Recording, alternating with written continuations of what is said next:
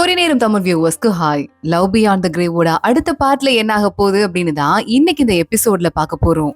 Last video முடியும் போது ஈலியார் அப்படிங்கிறவர் தான் இந்த ஊர்லயே பெரிய பணக்கார பிசினஸ் மேன் அப்படின்னு கேள்விப்பட்டு இருந்தோம். இன்னைக்கு அந்த ஈலியார் போறாரு அப்படின்னு ஒட்டுமொத்த மக்கள் கூட்டமும் அதுலயும் பணக்கார ரிச் பீப்புள்லாம் இருக்காங்கல்ல, அவங்க கிட்ட இருக்கிற பொக்கிஷத்தெல்லாம் எடுத்துட்டு ஈலியார் பின்னாடியே ஓட ஆரம்பிக்கிறாங்க. ஈலியார் அங்கிருந்து திரும்பி பாக்குறான். சிமியையும் துவான்ஷுவையும் பாக்குறான். துவான்ஷு உடனே நான் ஆத்மாவா தானே இருக்கேன், அவன் கண்ணுக்கு நான் தெரியறேன் போலியே அப்படின்னு சொல்ல, ஆமா எனக்கும் அப்படிதான் தெரியுதுன்னு சொல்லிட்டு சிமியும் பாத்துட்டு இருக்கா. இவங்க கூட ஒரு சின்ன பேய் ஒண்ணு இருந்ததுல ஆத்மா, அந்த பேய் பொக்கிஷத்தை திருடலாம் அப்படின்னு ஈலியாரோட வீட்டுக்கு ஓடி போயிட்டு இருக்கு. சிமி அப்படியே அங்கிருந்து கிளம்பி ஃபுட் மார்க்கெட்டுக்கு போறா. ஆஹா செம்ம வாசமா இருக்கு, மனுஷங்க ஜாலியா வாழ்க்கை வாழ்றாங்கப்பான்னு ஒன்னு போய் பக்கத்துல மோந்து பாத்துட்டு இருக்க. ரொம்ப பக்கத்துல போகாத சிமி, சுட்டுட போகுதுன்னு பின்னாடியே வந்துட்டு இருக்கான் நம்ம துவான்ஷு அவளுக்கு ஹெல்ப் பண்ணிட்டு. இங்க இந்த ஈலியார் உள்ள போறான். உள்ள பூஜை அறையில கையில ஒரு மணி எடுத்துட்டு, கடவுளே நீங்க வெளியே வாங்க, சொங்கு நீங்க வெளியே வாங்கன்னு சொங்குங்கிற பேர்ல ஒரு சாமி ஒண்ணு கும்பிட்டு இருக்கான். நீங்க எனக்கு அருள் கொடுக்காம நான் என்ன பண்ண முடியும்னு கேட்டுட்டு இருக்கவன் திடீர்னு அவனுக்கு ஒண்ணு தோணுது. இத்தனை நாளா நீங்க ஏன் என்கிட்ட பேசலன்னு இப்பதான் எனக்கு புரியுது. இன்னும் உங்களுக்கு புதையல் வேணும்னு ஆசைப்படுறீங்கல்ல, சரி ஓகே இன்னும் நான் புதையல பக்கத்துல எடுத்துட்டு வரேன்னு சொல்லிட்டு அவன் அங்க இருந்து கிளம்பி போறான். இங்க சிமி இன்னும் ஃபுட் மார்க்கெட்டை சுத்தி முடிக்கிற மாதிரி இல்ல, பின்னாடியே சுத்தி வந்துகிட்டே இருக்கா. துவான்ஷுவும் கூட போயிட்டு இருக்கான். சிமி அப்பப்போ நின்று துவான்ஷுவோட தலையை தட்டுறது பேசுறதுன்னு இருக்கா. பக்கத்துல இருக்கிறவங்க எல்லாம் பாக்குறாங்க, இது பொண்ணு என்ன பைத்தியமா தனியா பேசிட்டு இருக்கு அப்படிங்கிற மாதிரி யோசிக்க ஆரம்பிக்கிறாங்க. துவான்ஷு கேக்குறான், ஆமா இது என்ன கதை, யார் இந்த பொண்ணு என்கிட்ட ஒரு பேய் சுத்தி சுத்தி வந்தாலே அந்த ஆத்மா யாருன்னு கேட்க, இப்ப நம்ம எதுக்கு தெரியுமா இந்த ஊருக்கு வந்திருக்கோம்னு சிமி கதை சொல்ல ஆரம்பிக்கிறா. அன்னைக்கு சாங்குன்னு ஒருத்தன் என்ன அட்டாக் பண்ண வந்தான்ல, அவன் இன்னொரு ஆள் கூட கூட்டணி வச்சிட்டு இருக்கான். அதனாலதான் அவனுக்கு அந்த பப்பெட் மந்திரம் தெரிஞ்சது. அந்த பப்பெட் மந்திரத்தை வச்சிருக்கவன் ஜில்லிங்கிற கோவில்ல இருக்க ஒரு ஆத்மா, அவன் பேரு சொங்கு. அவன் இங்கதான் இருக்கான். அதனாலதான் இப்ப நம்ம இந்த ஊருக்கு வந்திருக்கோம். அவன் ரொம்ப பார்க்க சின்னதாதான் இருப்பான், வயசு நிறைய ஆகுது.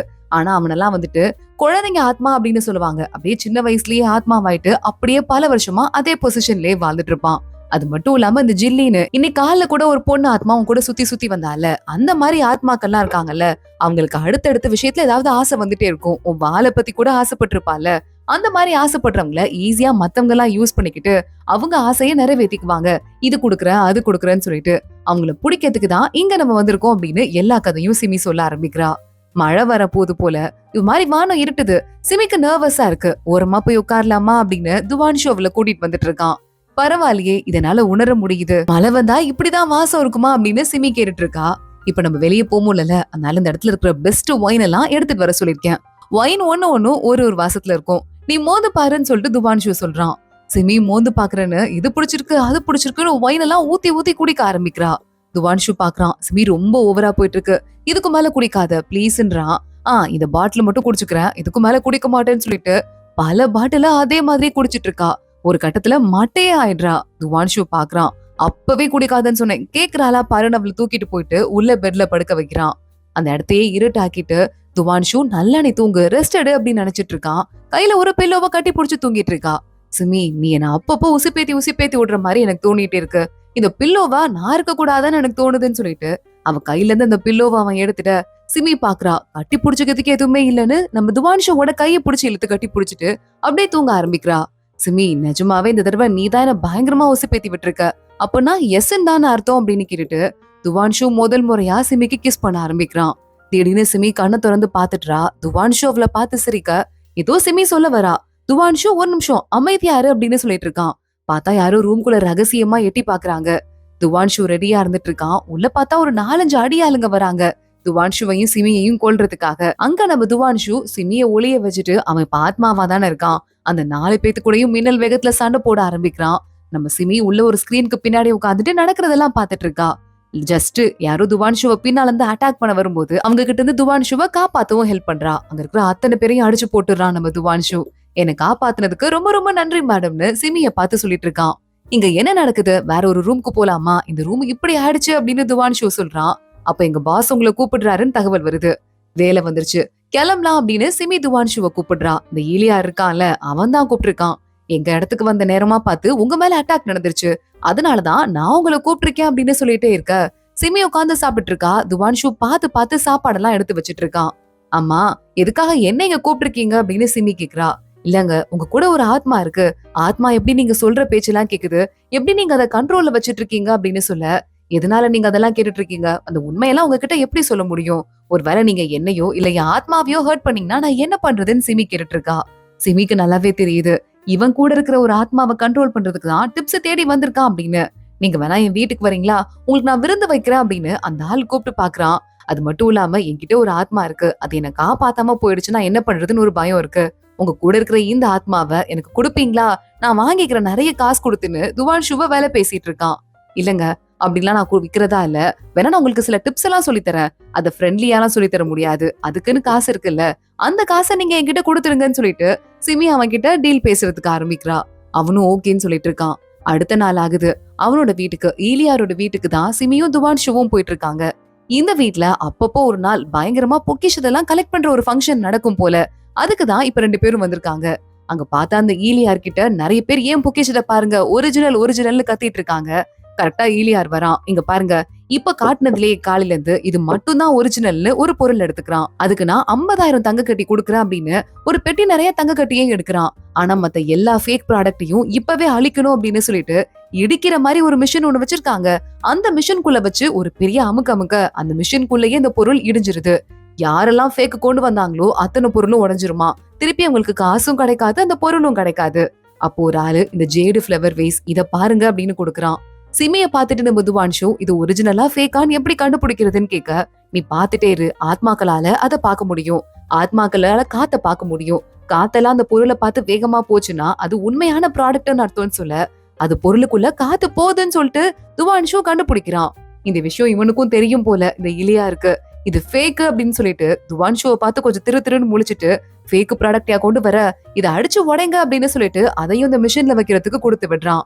பார்த்தா அதை என்ன பண்றாங்க அப்படின்னா, அந்த பொருள் மிஷினுக்குள்ள போனதும் அதை எடுத்து ஓரமா வச்சுட்டு அது மாதிரியே ஃபேக்கா இருக்கிற ஒரு பொருள் எடுத்து உடைச்சு வச்சிடுறாங்க. அடுத்து ஒரு லேடி வரா. இதுவும் உண்மையான பொருள் தான் அப்படின்னு துவான்ஷு பாத்துட்டு இருக்கான். இதுவும் ஃபேக் தான், இதையும் உடைங்க அப்படின்னு சொல்ல அந்த லேடி இந்த பொருளை புடிங்கிட்டு விட்டா போதும் நகர்ந்து ஓடிடுறா. இன்னும் ஆளுங்க ஆனா 50,000 தங்க கட்டி கிடைக்கும்ல, ஏன் பொருளை பாருங்க ஏன் பொருளை பாருங்கன்னு ஆளுக்கு முன்னாடி வந்துட்டு இருக்காங்க. சிமி அங்க இருந்து ஏதோ வித்தியாசமா வாசம் ஒடிக்குது அப்படின்னு அங்க இருந்து கிளம்பி வந்துட்டு இருக்கா. என்ன வாசமா இருக்கும் துவான்ஷுட்ட கேட்டுட்டு இருக்கா. பார்த்தா அந்த இடத்துக்கு மறுபடியும் இந்த ஈலியார் வரான். கையில ஒரு ருத்ராட்ச மாலை மாதிரி ஒண்ணு கொண்டு வரான். அகர்வுட்ல பண்ணது இது, ரொம்ப வாசம் நல்லா இருக்கும், இதுக்கெல்லாம் கடைசி வரைய வாசம் போகவே போகாது, நீங்க என்ன பண்ணுங்க, உங்ககிட்ட இருக்கிற ஆத்மாவை என்கிட்ட கொடுத்துருங்க, இன்னும் வேல்யூபிளான பொருளை கூட கொடுக்குறேன்னு சொல்ல, இலியார் இடுப்புல தொங்குற மணியை பாத்துட்டு சிமி, அதை நீங்க வச்சிருக்கீங்கன்னா ஜிலியான் கோவிலோட சாமி, அதாவது சொங்க ஆத்மா உங்க கூட இருக்குன்னு அர்த்தம், அதை வச்சுட்டு மறுபடியும் ஏன் ஆத்மாவை வேற கேக்குறீங்களான்னு சிமி கேக்குறா. உங்களுக்கு இந்த விஷயம் எப்படி தெரியும் இலியார் கேக்குறான். அந்த சொங்க ஆத்மா இருக்குல்ல, சாதாரணப்பட்டது கிடையாது. அங்க ஆத்மா உலக ராணிய ரொம்பவே பகச்சுக்கிட்டு அங்க எல்லாரும் தேடிட்டு இருக்கும் போது அது இங்க ஓடி வந்துருச்சு. அந்த ஆத்மாவை தேடி அந்த ராணியும் ஆரம்பிச்சுட்டா.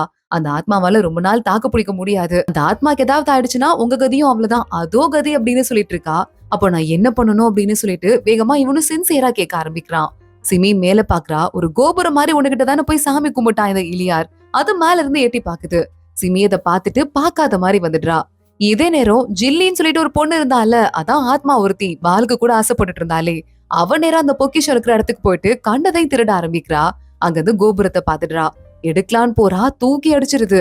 என்ன ஆச்சுன்னு சொல்லிட்டு ஜில்லி பாத்துட்டு இருக்க, உள்ளுக்குள்ள இருந்து இந்த சோங்க ஆத்மா, அதான் அந்த சின்ன புள்ள ஆத்மா, அது வெளியே வந்துருது. எவ்வளவு தைரியம் தான் என்கிட்டயே திருடுவன்னு திருடின பொருளெல்லாம் எடுத்து வச்சுட்டு, இன்னைக்கு காலைல வேற ஏதாவது ஆத்மாவை பாத்தியா அப்படின்னு அந்த சோங்க கேக்குது. ஜில்லி பாக்குறா. ஆமா பாத்தேன்னு துவான்ஷுவை பத்தி சொல்லிக்கிட்டு இருக்கா. கூட ஒரு பொண்ணு இருந்தாளா, அவளுக்கு பவர் இருந்ததான்னு கேட்க, அவளுக்கு பவர் இருந்த மாதிரி தெரியல, அந்த பையன் தான் அந்த பொண்ணை காப்பாத்திட்டே இருந்தான்னு சொல்ல, ஜாங்கு சொன்னது உண்மைதான் போல, சிமிக்கு பவர் எதுவும் இல்ல போலன்னு சொல்லிட்டு நான் ஒரு ஐடியா கொடுக்குறேன், அதை மட்டும் எனக்கு நீ செஞ்சனா உனக்கு பயங்கர வேல்யூபிளான கிஃப்ட் எல்லாம் கொடுப்பேன். என்ன பண்ணணும், அந்த சிமியையும் அந்த பையனையும் 2ஆ பிரிக்கணும், தனித்தனியா வேற வேற இடத்துக்கு அனுப்பணும்னு சொல்ல, அது முடியாதனால அவங்க 2 பேரும் ஒன்னாவே இருக்காங்கன்னு ஜில்லி சொல்லிட்டு இருக்கா. கேட்க போறியா இல்லையா அப்படின்னு சொல்லிட்டு அவளுக்கு ஒரு மந்திர கவசம் ஒண்ணு அந்த சொங்க கொடுக்குது. இத கையில போட்டுட்டேன்னா டெலிவரன்ஸ் வாள் இருக்குல்ல, அத உன்னால எடுக்க முடியும் அப்படின்னு. ரொம்ப சந்தோஷம் அப்படின்னு சொல்லிட்டு அங்கிருந்து இந்த ஜில்லி நான் பிரிக்கிறேன்னு கிளம்பி போயிட்டு இருக்கா. அடுத்து நேரா அந்த சொங்க ஆத்மா கையில அந்த சங்கிலி எடுத்து பயங்கரமா ஆட்டி அந்த இலியார கூப்பிட ஆரம்பிக்குது. இலியாரோட பையன் ஒருத்தர் இருக்கான், சின்ன குழந்தை, கிணத்துக்குள்ள விழுற மாதிரி போயிட்டு இருக்கான். வேலைக்கார பொண்ணுங்க காப்பாத்தி அங்க இருந்து கூட்டு போயிட்டு இருக்காங்க. நல்ல வேலை, குழந்தைக்கும் ஒன்னும் ஆகல. இலியார் என்னதான் பெரும் பணக்காரரா இருந்தாலும் அவருக்கு அவரோட ஒரே ஒரு பெரிய பையன் லூடா மட்டும்தான் இப்ப வரைய உயிரோட இருக்கான். அதுக்கப்புறம் ஆம்பளை பொம்பளை பிள்ளைன்னு எத்தனை பிள்ளை பிறந்தாலும் சின்ன வயசுல இறந்து போயிருதுங்கன்னு சொல்ல, லூடாங்கிற பேர் அந்த பக்கமா துவான்ஷு கேட்டுறான். ஆல்ரெடி தெரிஞ்ச பேர் போல.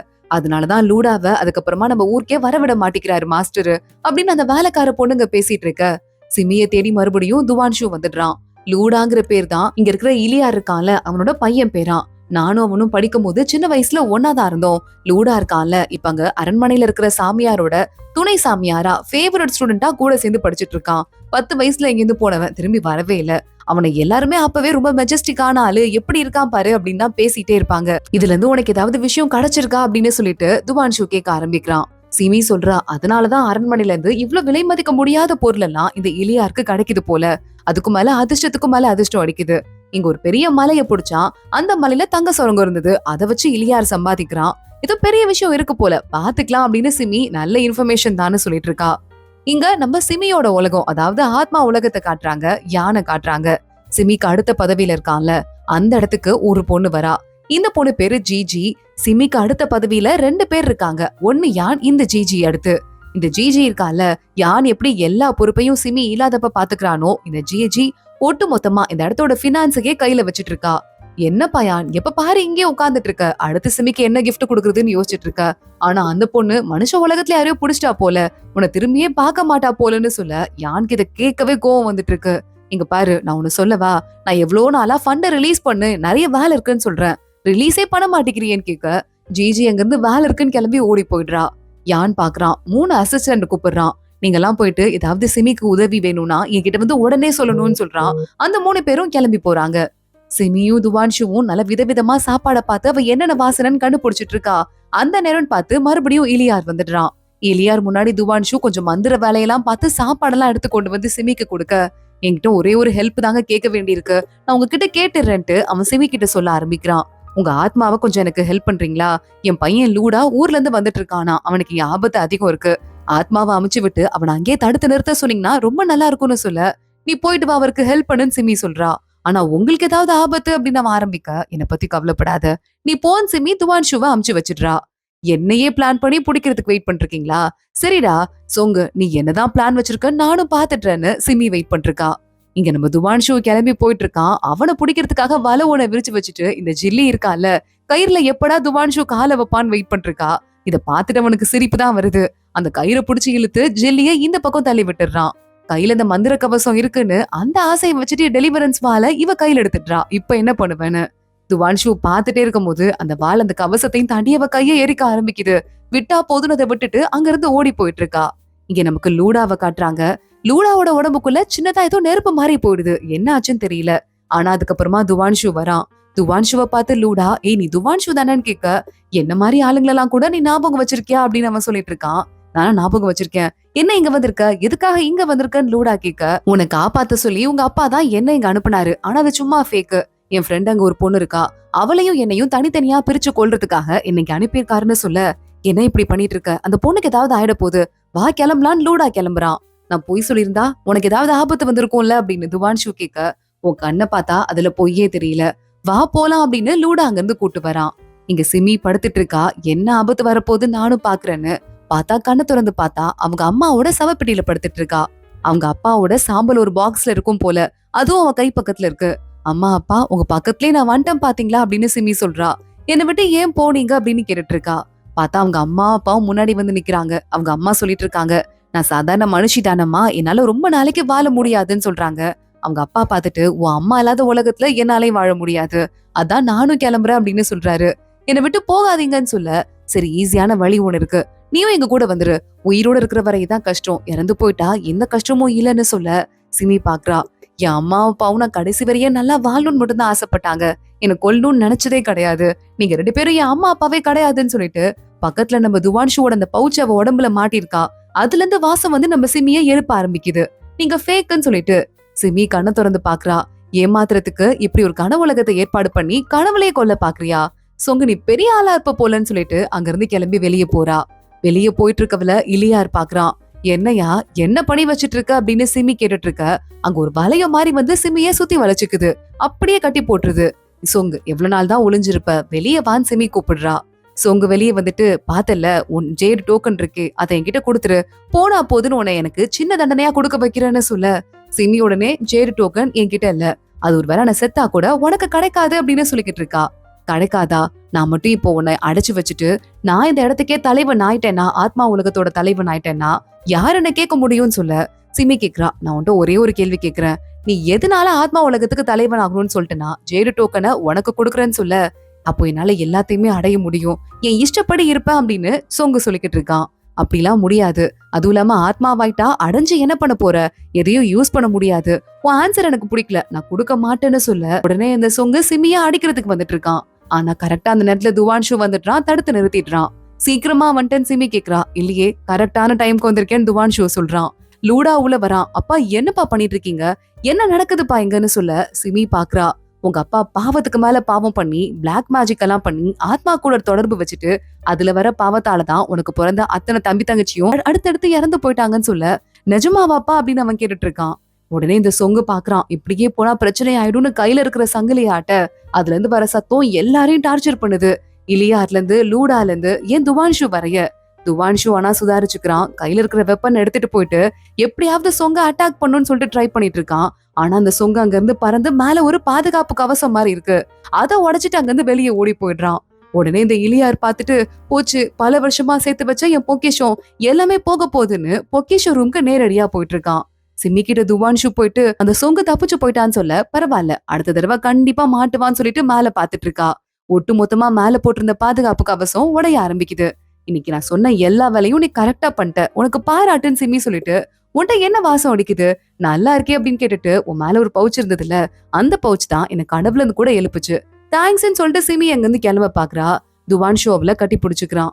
நீ இருக்கிறது எனக்கு எவ்வளவு தெரியுமா ரொம்ப ரொம்ப ஹாப்பியா இருக்கு சிமி. அன்னைக்கு சம்பவம் நடந்தது இல்ல, நான் உனக்கு கிஸ் பண்ணேன், அப்போதுல இருந்து நீ எனக்கு கண்டுக்காமலே போயிட்டு இருக்க, நான் தான் கொஞ்சம் பிரேவா இருக்கணும் போல, உன் பக்கத்துல வரணும் போலன்னு சொல்லிட்டு அவளை கட்டி பிடிச்சிட்டு நிக்கிறான். சிமி அவனை திரும்பி பாக்குறதோட தான் இன்னைக்கு எபிசோட் முடியுது. அடுத்தடுத்து என்ன ஆக போகுது தொடர்ந்து பார்க்கலாம். இந்த வீடியோவை லைக் பண்ணிக்கோங்க, மறக்காம நம்ம சேனலுக்கு சப்ஸ்கிரைப் பண்ணிக்கோங்க. அடுத்த வீடியோல பார்க்கலாம். அது வரைய பாய்.